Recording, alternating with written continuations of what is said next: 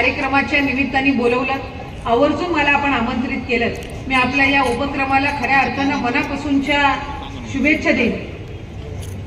एखादा महोत्सव आयोजित करणं हे तितकं सोपं नसतं आणि महिलांना एकत्रित करणं तर आणखीन अवघड आहे। कारण मी म्हटल्याप्रमाणे 14-15 तारखेनंतर हळदी कुंकवाचे कार्यक्रम होतील। आपल्याला सर्व मंडळींना माहिती आहे की महिलांना एकत्रित करायचं झालं की आपल्याला हळदी कुंकू आयोजित करावं लागतं, मग ती संख्या आपल्याला तिकडे पाहायला मिळते।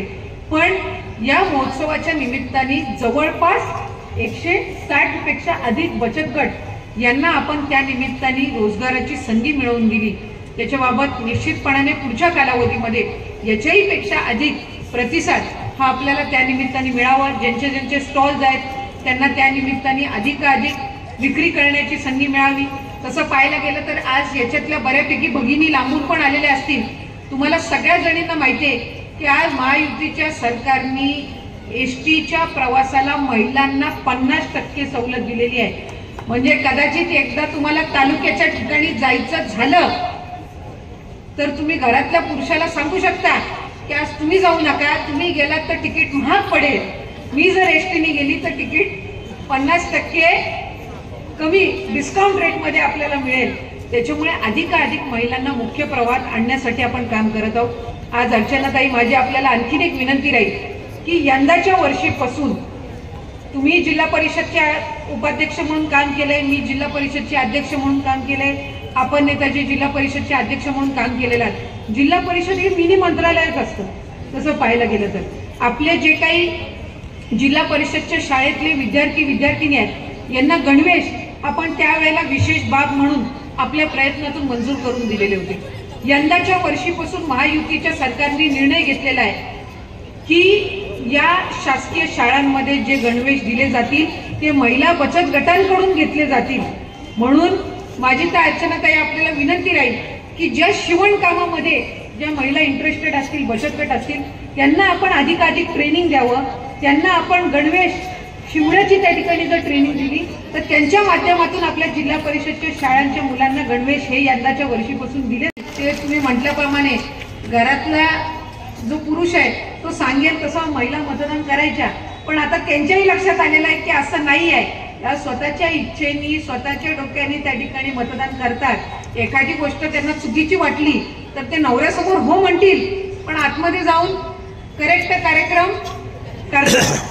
त्याच्यामुळे अशा पद्धतीनं ग्रामपंचायतच्या निवडणुकीपासून जिल्हा परिषद, पंचायत समिती, ग्रामपंचायतच्या निवडणुकीला ते एखाद्या उमेदवाराला पॅनल चारचा असेल, एखाद्याला पाडायचं असेल तर तेवढ्यात पण ते निशाणी शोधून काढून त्याला पाडू शकतात। इतकी क्षमता ही महिला मतदारांमध्ये असते। पण म्हणून या सगळ्या गोष्टीमध्ये कुठे ना कुठेतरी समाजामध्ये त्यांना समान अधिकार मिळवून देणं, त्यांना मानाचं स्थान देणं, कुठेही त्यांच्यासोबत दुजाभाव न होणं, या उद्दिष्टातून आपण सर्व हे उपक्रम राबवत असतो। आम्ही तर ताई विभाग म्हणून एक निर्णय घेतलाय की आता एखाद्या मुलाच्या किंवा मुलीच्या नावापुढे वडिलांचं नाव यायच्या आधी तिथं आईचं नाव येणं। म्हणजे जसं मी म्हणते की आदिती वरदा सुनील तटकरे अशा पद्धतीनं ते नाव लिहिलं जातं।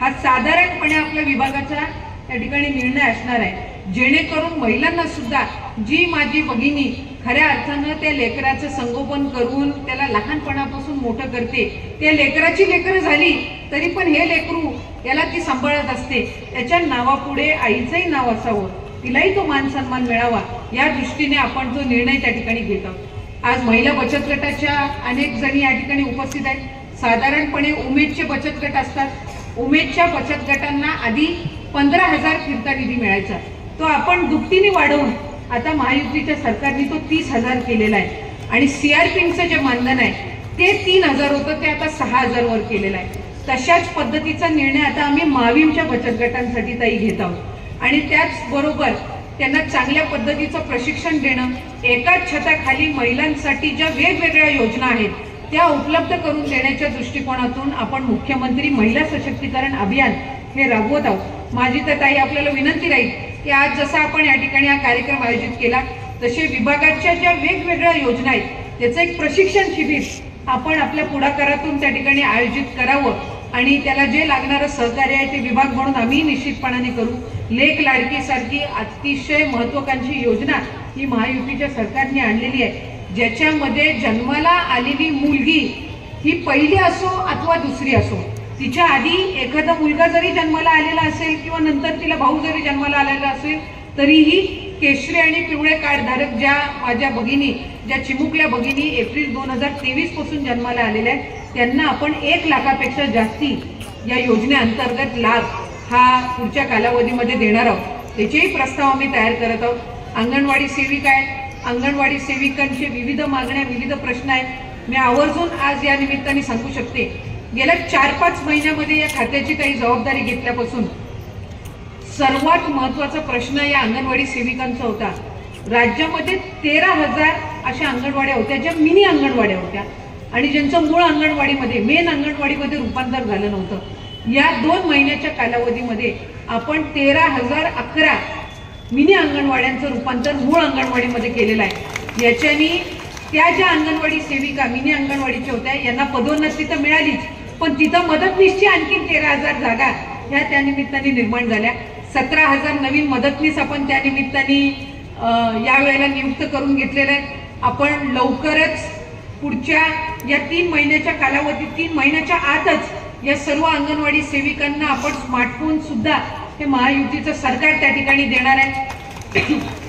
त्याचबरोबर त्यांचं इन्शुरन्स असेल, याचं सर्व प्रीमियम हे शासन भरणार आहे आणि त्यांची पेन्शनची जी योजना आहे, जी मागणी आहे, त्याचाही प्रस्ताव, याचाही सकारात्मक प्रस्ताव आम्ही शासनाकडे पाठवत आहोत।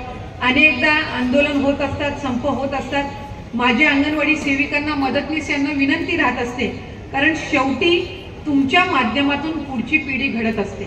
आज राज्यामध्ये जवळपास 70 लाखपेक्षा अधिक बालकांना आणि गरोदर मातांना प्रत्यक्ष आणि अप्रत्यक्षपणे अंगणवाडीच्या माध्यमातून पोषण आहार दिला जात असतो, सुविधा दिल्या जात असतात आणि म्हणून आज आपल्याला ती सुविधा कार्यरत ठेवणं हे निश्चितपणाने गरजेचं आहे आणि म्हणून तुमच्या सगळ्या मागण्यांबद्दल शासन सकारात्मक आहे। काही गोष्टी असतात जे विभाग म्हणून मला माझ्या स्तरावर करता येत असतात, काही गोष्टी अशा असतात, जसं तुम्हाला माहिती असेल की काही अंगणवाडी सेविकांची 10वी परीक्षा झालेल्या होत्या, 10वी पास झालेल्या होत्या, पण 2022 मध्ये जो नियम आला त्यानुसार 12वी ज्यांची पास झालेली असेल त्यांनाच अंगणवाडी सेविका म्हणून रुजू केलं जाईल। आता ज्या 2022च्या आधी 10वी झालेल्या होत्या त्यांचं काय, असा प्रश्न त्या ठिकाणी निर्माण झाला। अशा 3,000 अंगणवाडी सेविका होत्या राज्यातल्या। आपण एकमार्फी केंद्र शासनाकडे विनंती केली आणि या 3,000 अंगणवाडी सेविकांचा आज आपण प्रश्न सोडवून त्यांना 2022चा GR बाजूला ठेवून ज्यांची 10वी झालेली आहे त्या सगळ्यांना आपण अंगणवाडी सेविका या त्यांच्या पोस्टवर आपण नियुक्ती त्यांना करत आहोत। अशा विविध त्यांच्या मागण्या काही आहेत, काही प्रमुख मागणी आहेत, काही माझ्या स्तरावरच्या होत्या ते मी सोडवण्याचा प्रयत्न केला, काही शासनाच्या स्तरावरच्या आहेत, काही केंद्र शासनाच्या आहेत। पण तुम्हाला मी आज या कार्यक्रमाच्या निमित्ताने आश्वासित करू इच्छिते की तुमच्या सगळ्या मागण्यांबाबत सरकार सकारात्मक आहे। महायुतीचं सरकार असं एकमेव आहे जे सामान्य माणसासाठी झटत आहे आणि म्हणून पुढच्या कालावधीमध्ये तुमचे सगळे प्रश्न हे सरकारच्या माध्यमातून निश्चितपणाने सोडवले जातील अशी हमी मी आजच्या या कार्यक्रमाच्या निमित्ताने आपल्याला देऊ इच्छिते।